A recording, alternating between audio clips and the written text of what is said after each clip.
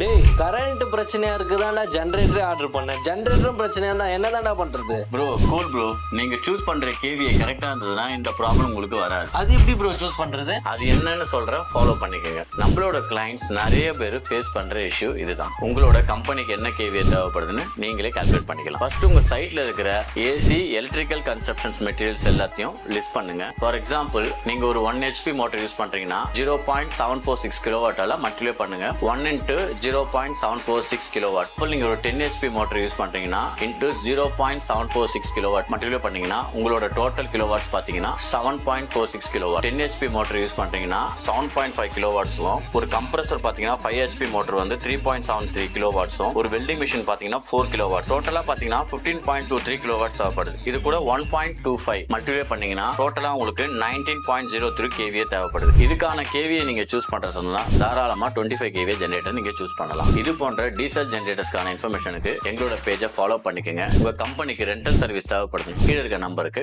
Contact பண்ணுங்க.